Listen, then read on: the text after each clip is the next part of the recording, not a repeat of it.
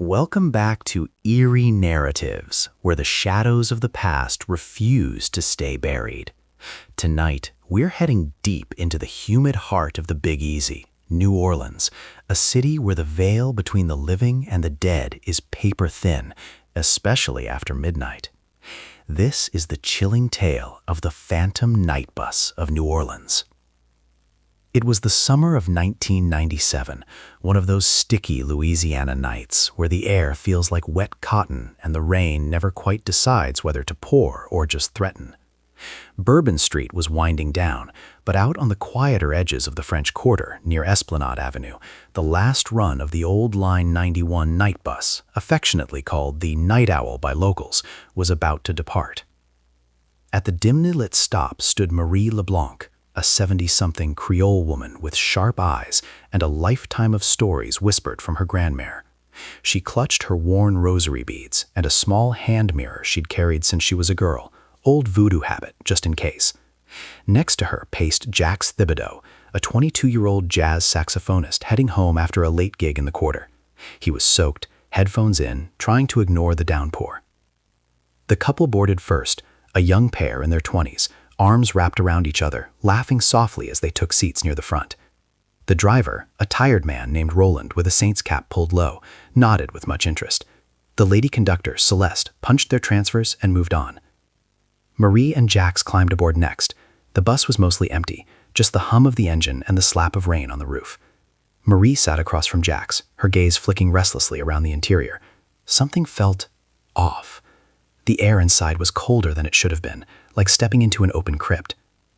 The bus lurched forward, tires hissing on wet asphalt.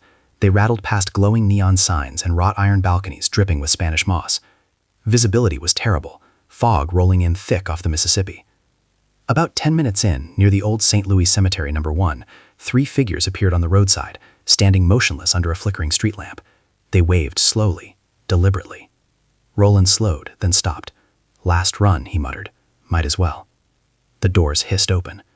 2 tall figures in tattered, outdated clothing, long coats that looked like they belonged in an antebellum portrait, supported a third between them. The middle one sagged, head bowed, face completely hidden beneath a wide-brimmed hat and dripping hair. They moved with unnatural slowness, boots scraping but making no real sound on the metal steps. As they passed Marie, she caught the smell, thick, sweet rot, like flowers left too long in swamp water. They shuffled to the very back, the supporting 2 propping the limp one against the rear window. No one spoke, no tickets asked for.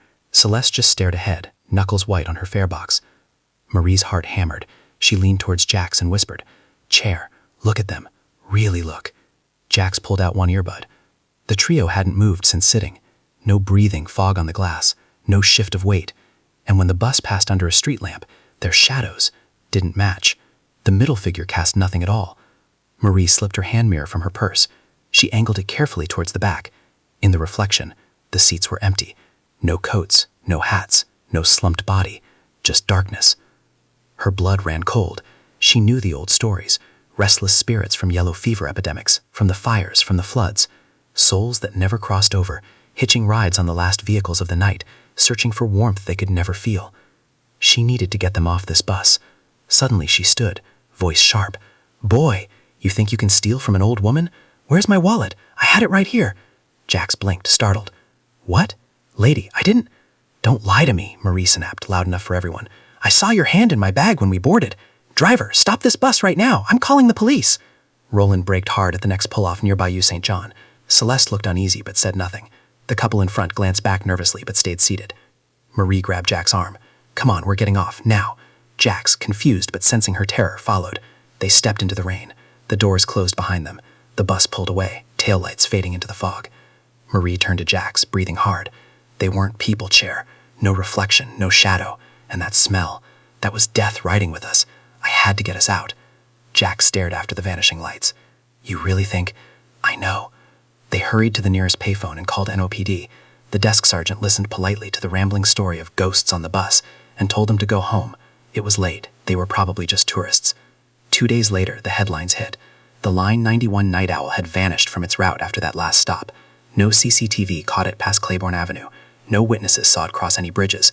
Yet 48 hours later, it was dredged from the Mississippi River near the Industrial Canal, miles off course, far beyond where its tank should have run dry. Inside, Roland and Celeste, bodies bloated and decayed as if submerged for weeks, not hours. The young couple from the front, gone without a trace, no bodies recovered. And in the very back seat, 3 sets of antique clothing, soaked and empty, as if the wearers had simply dissolved. But the fuel tank, that was the detail that broke the investigators. It wasn't diesel inside. It was blood, thick, dark, and still warm in places, like the bus had been running on it. The official report called it a tragic accident, driver error, possible foul play. But those who knew the city's secrets whispered otherwise. They say on stormy nights, when the fog rolls thick and the street lamps flicker, you can still see the Line 91 lights gliding silently through the quarter. No passengers visible, except sometimes, if you look close through the rain-streaked windows, 3 shadowy figures in the back, waiting for the next fool to board. If you're ever in New Orleans late at night and see an old bus approaching with its interior lights dim, maybe think twice before waving it down. This has been Eerie Narratives. If this tale sent a chill down your spine, hit that like button, subscribe, and turn on notifications so you never miss the next haunting story. Drop in the comments, would you board a phantom bus or keep walking? Sleep tight, y'all. The shadows are listening.